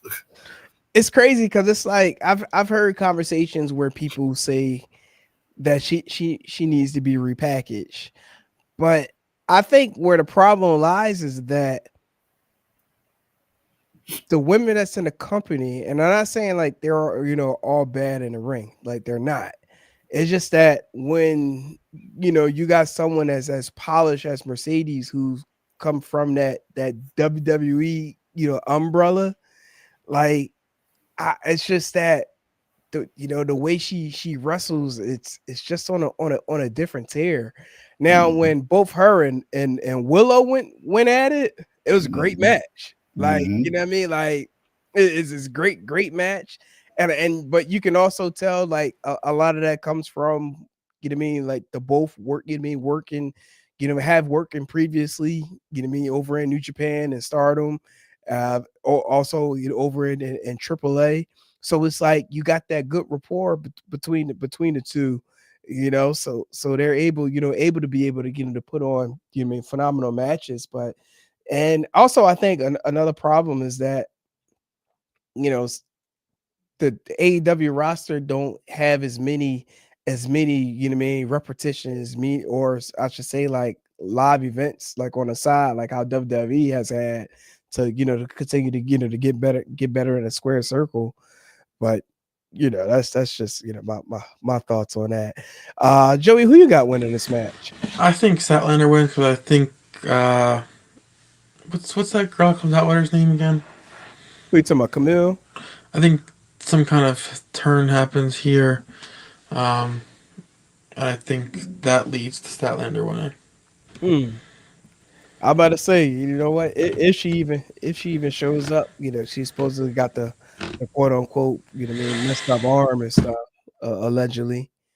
But yeah, I don't know. This is an interesting one too. But I was leaning towards Mercedes. So, Swerve and Lashley. This is a pretty good matchup. Between the two. Me personally, I with Lashley just coming on board with to AEW, I can't see him. Not going over against Swerve. So I'm going with Lashley to win this match. Yeah, I have a little bit of an issue with this match just because Swerve was just the recently the world champion. Lashley is brand new, first pay-per-view. I just think from a booking standpoint, like, unless there's not a clean finish or unless there's like a DQ or something, Right. someone's coming out looking weak, and neither one of these guys at this current standpoint, from what I see, deserves to kind of fall back down the chain a little bit. Right. You know what? Is it possible? I mean, with all the shenanigans we do have going on with the Hurt Syndicate and the teasers with Max Caster possibly joining the syndicate, depending on the space of this match. I'm assuming this will probably go on after the AEW Tag Team 4-Way, and at this point we probably could see Max walking away from what's his own partner, Anthony Bowens, and then making a name for himself by coming out and causing Swerve to lose this match, and then officially making his case to being part of the Hurt Syndicate, and them putting Lashley over.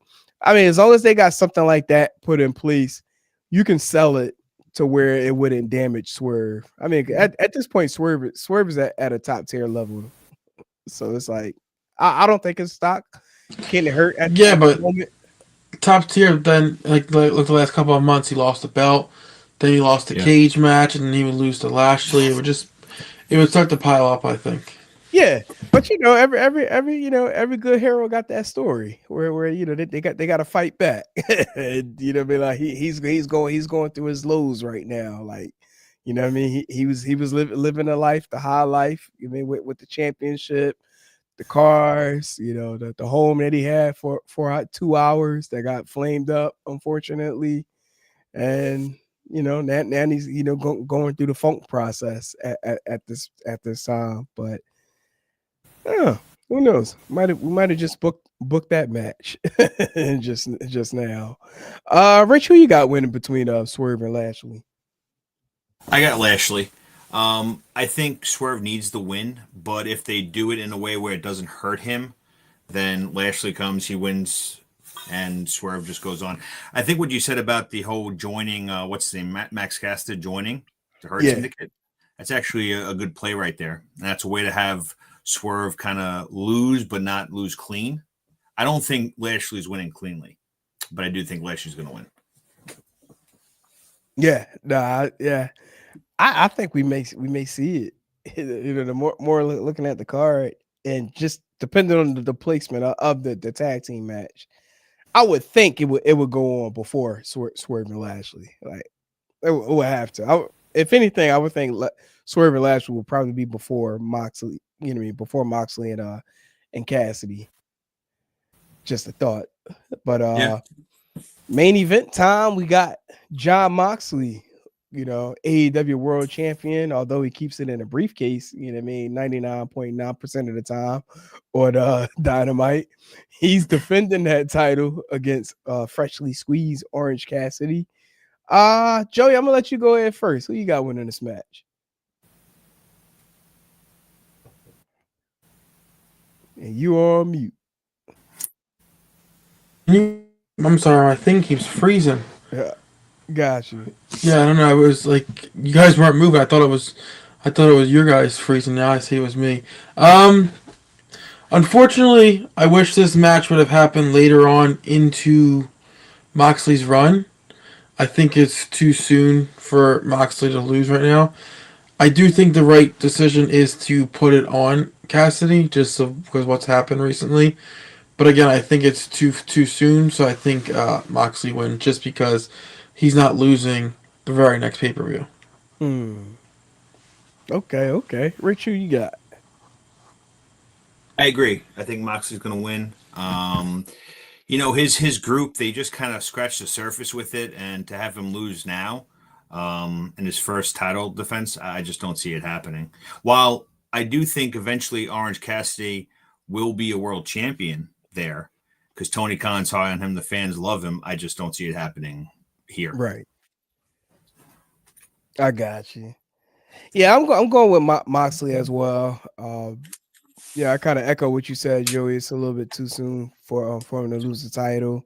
I feel like this is building Orange Cassidy, like to change his style up, to another gear, and be a little bit more, dominant, so to speak, and continue to be in a championship, contender spotlight. I don't think this would be the ending of him, him and Moxley after this match. I think there's a good chance we might see them run it back. I don't know if it'll be at the very next pay-per-view, but I do got a sneaky feeling this won't be the end of their feud after Full Gear. But I'm definitely gonna go with Moxley retaining the AEW World Championship. Chris, who you got close us out? Yeah, I got Moxley winning this. This is to me the most predictable match, to be honest. Like, there's no way they're gonna take the belt off him. Like, I don't know for why would they do that, especially with the storyline they got going on right now. Orange Cassidy, he's in an interesting spot. He's somebody I really think they should build more on. He has the ultimate underdog thing written all over him. The crowd is always on his side. They always eating out the palm of his hand. For him just doing a kick up with his hands in his pockets and that little kick thing he does when he like acting like he's kicking people's shins or whatever it is. He's super over, like I said, but like it just always seems like for whoever the champion is in the storyline doesn't fit him at that moment. Like they got to build him a certain way to where he's like undoubtedly the number one baby face. And like right now, he's just not. I don't even know who it is, to be honest. What's his name in AEW right now? But right now, it's just like for what's going on with Moxley and everything, he's going to hold on that title for right now, especially until further on down the line. To he unveils who's the ultimate guy who's running things and blah blah blah. So right now, it's definitely Mox. Who's the final boss? It's like, Yeah, pretty much. Like, who's the tribal chief over there? I'm like, wait a minute, didn't we see that before? Nah, that would be crazy. So, but yeah, man, Full Gear going down Saturday at 8 p.m. Eastern, 5 Pacific, live on pay-per-view. Definitely gonna be a pretty stacked wrestling card all day Saturday. So if anybody's looking for me, don't. And pretty crowded because I just read today that they crossed the 10,000 mark for tickets. Oh, really? Nice. Yeah, so nice. Shoot, they might hit 12 by showtime.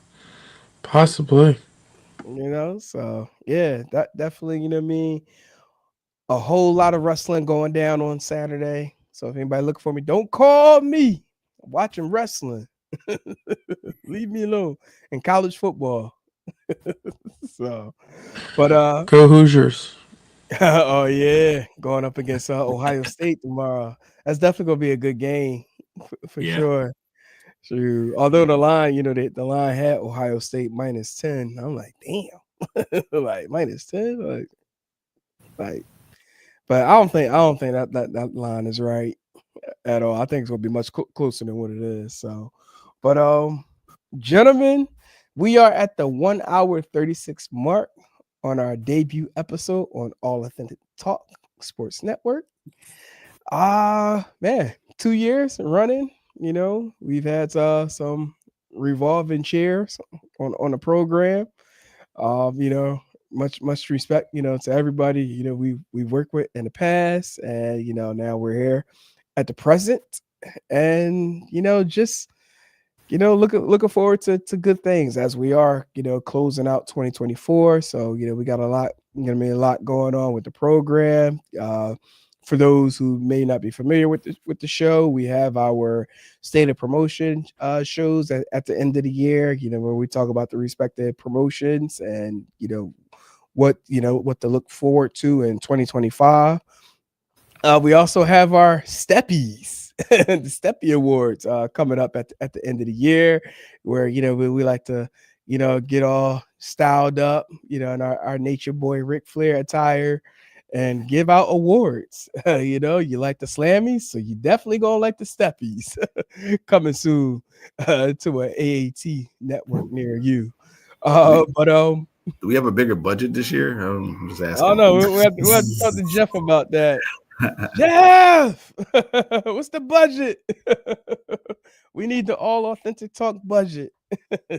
Like, nah, but yeah, man. So one thing I did want to bring up before we we get out of here, and I go keep everybody relatively long, but just the growth in the show, and I was thinking about us as pro wrestling fans who have now transitioned into wrestling media today, and like I'll just ask it, from being on the fan side and have also contribute on the media side, like, do you feel like, do you have like a different approach to pro wrestling today? I'll start with you, Rich, because I know you've have history, like working with pro wrestling websites, and as well as we've grown to know you from being at the media scrums, and Sure. like what's pro wrestling been like for you, like in today's era? Well, I mean, I started like everybody else, as a kid, loving wrestling, and it just kind of continued to grow. And I started covering it writing about it. And, it's funny because when you're out there and you're putting stuff out there, you got to be careful in what you say and how you say it, as opposed to just a wrestling fan that just screams off the top of their lungs. So, that's probably the biggest thing, but I love it. I love doing podcasts. I love writing about it. It's my passion. I've loved it since I was 5 years old, and I'm getting to do what I love to do. Yeah, no, that's cool. Joey, pretty much same question. Well, first I'm gonna be the first to say it. Like, I was a mark. I'm not gonna lie.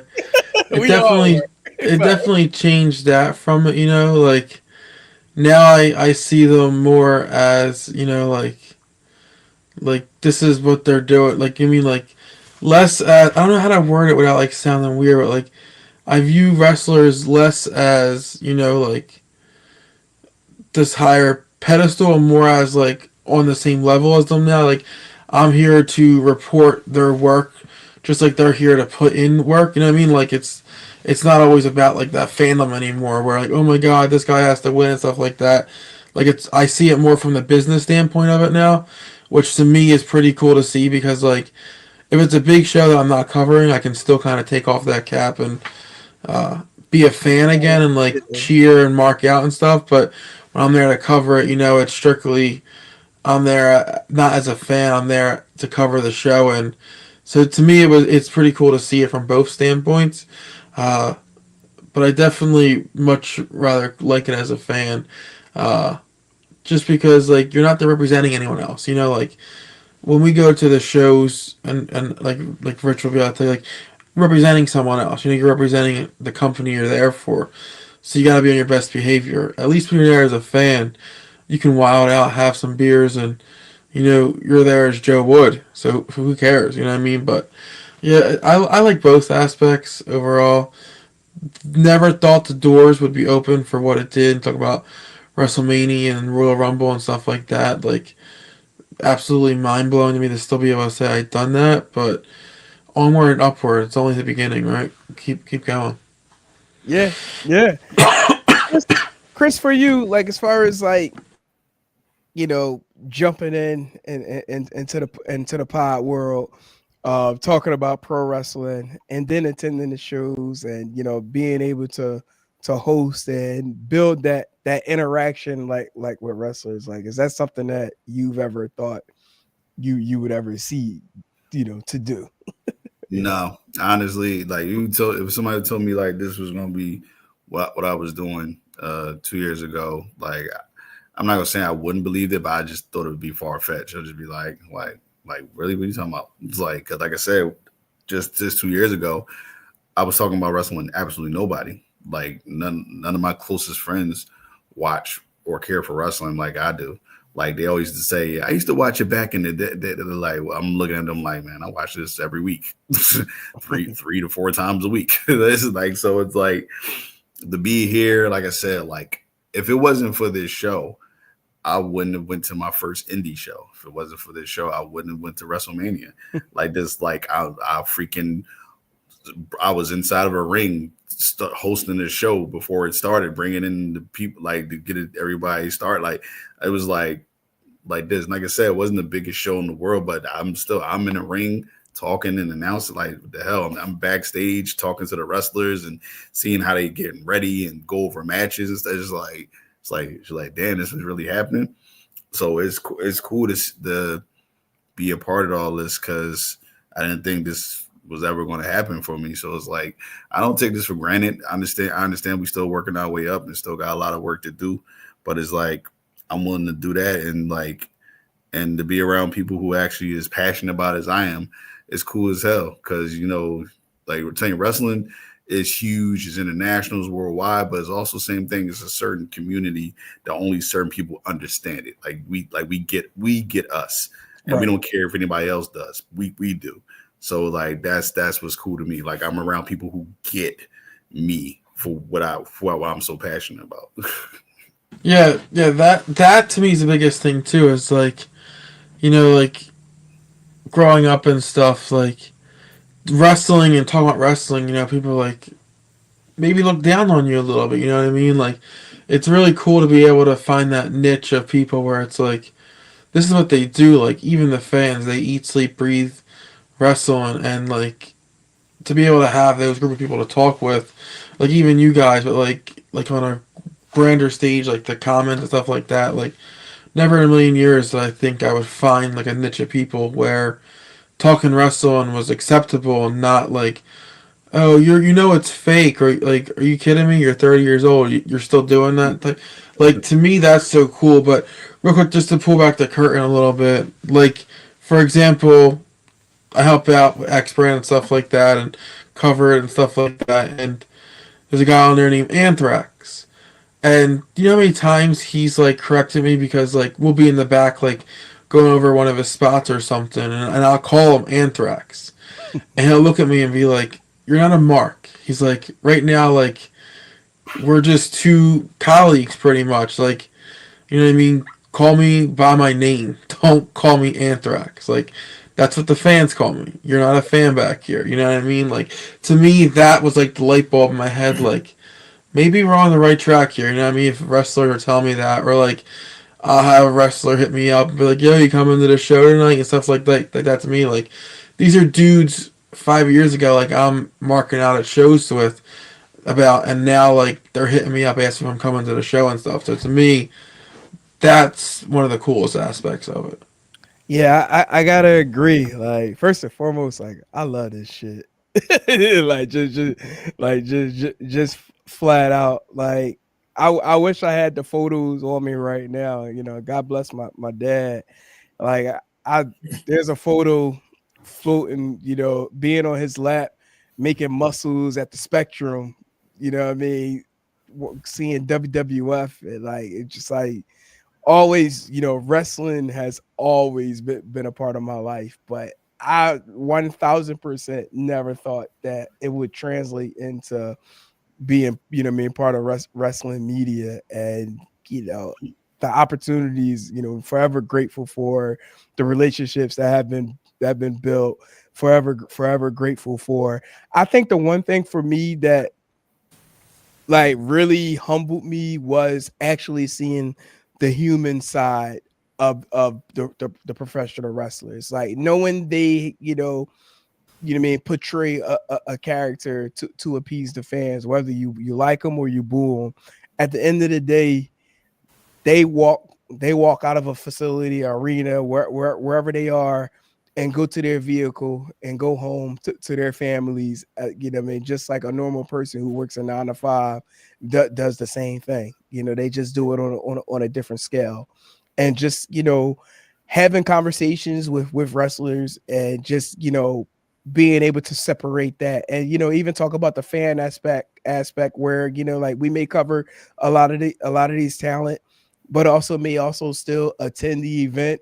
So it's like, you know what I mean, we know where we got to have our hat on as far as like the cover as media. But when it's showtime, you know what I mean, we can, you know, channel back and become that fan, you know, like I think that's like one of the cool things about, you know, being in the industry as such. So, but yeah, like man, you know what I mean, we rolling 2 years. You Real know, quick, so you know what else has been pretty cool? Like being able to kind of pull back that curtain, like, you know, like before, like dudes, like heels and face and stuff like that.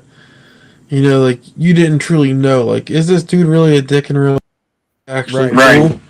And like seeing that now, it's like, nah, like this is legit. Like them just playing the character. I mean, I know we know it's a character and stuff, but that's one of the cool things to see too. Is like getting like to interact with these people like on a personal level and not the character. It's pretty cool to see how different they actually are versus the character they're playing. Yeah. And I think that, and at the same time as we help them, you know what I mean? Like actually it makes their job easier because they know who you know what I mean, who you are like as the person, and they know how much you know what I mean, you are a fan. So even if they are, you know what I mean, the hellish persona, like and they see you, like, you know, you talking your stuff, but then, you know, like they jawing back at you but they know like you good folks, but it makes good for the camera, you know, such good shit. You know, like, but yeah, no, it's just I'll be honest, I actually wanted to start today's show with this question, but you know, kind of went right in, you know what I mean, with the SmackDown, but I think it was appropriate to close out, you know what I mean, with this conversation. You know, we do a little bit more like that, you know, in our 60-minute moment. Hold up. We said we was gonna do this. We're gonna do this. Random Rich fact right now. Oh Rich, yeah, definitely. Random, Rich. pointless, random wrestling. Rich Michaels wrestling fact of the evening. Oh shit. LA Knight's character is getting as old as fuck. Oh wow, interesting. And that was Rich Michaels' pointless wrestling fact of the night. Yeah. All I'm gonna say No yeet. No yeet. No yeet. Is this. To caveat what Rich just said, if you saying, Joey, what you said earlier, that you think Gunther's going to drop the title next Saturday, that means Damian Priest will be a 2-time world champion before LA Knight even got close to being a world champion. That is crazy. Yeah. That would be absolutely crazy. Well, what are we classifying as close? I mean, this man was in a world title match at the Royal Rumble and stuff. He's been pretty close. No, it's not close. No, it's not even close. We didn't think he's going to win those matches at all. Like this, Damian Priest has a legit, like, you could be like, yeah. I did.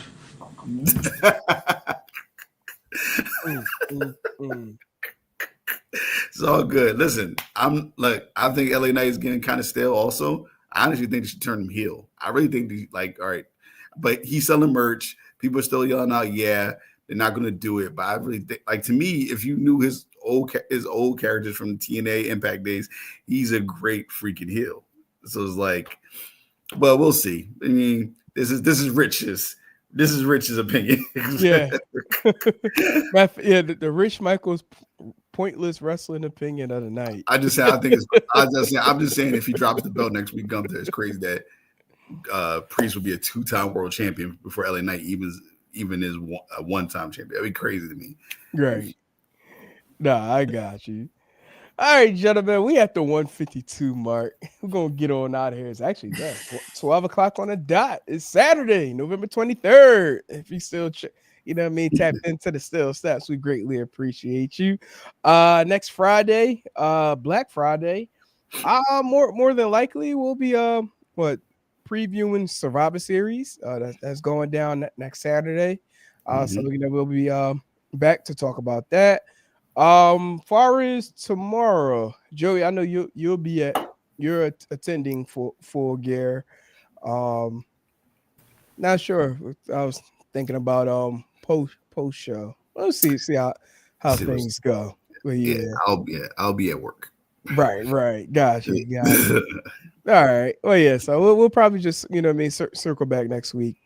Talk about the Full Gear Fallout as well as the week's events in WWE, AEW, TNA, wherever there's a turnbuckle, we gonna talk about it. As a matter of fact, wherever there's a Still Steps, we gonna talk about it. So till then, this was Still Steps, brought to you tonight, debuting on Authentic Talk Sports Network.